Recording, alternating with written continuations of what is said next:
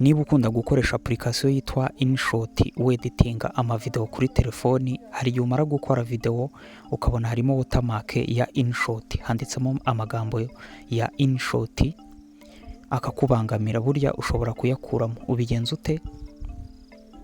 Uza muri InShot,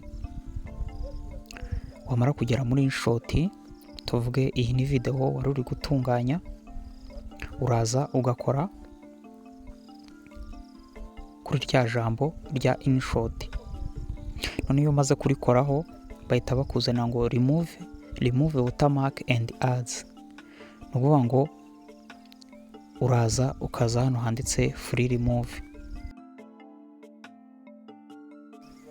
Iyo umaze gukora kuri free remove bakuzanira ad ukayireba, yamara kurangira ukaba wabasha kuba wakuraho watermark ya InShot. Murabona ko rero video hano ya watermark yari iri hano mu nguni ariko imaze kuvamo. Ubu ni ukuvuga ngo rero birarangiye, video yacu imeze neza, nta watermark ya InShot irimo. Dushobora kujya hano hejuru video tukaba twayisevinga ikaza imeze neza. Uramutse ushaka kumenya uko beditinga video rero muri application ya InShot kuri telefoni yawe, nagushyiriye link muri description muri video nagukoreye zabanje y'uburyo watunganya video zawe muri application ya InShot kuri telefoni.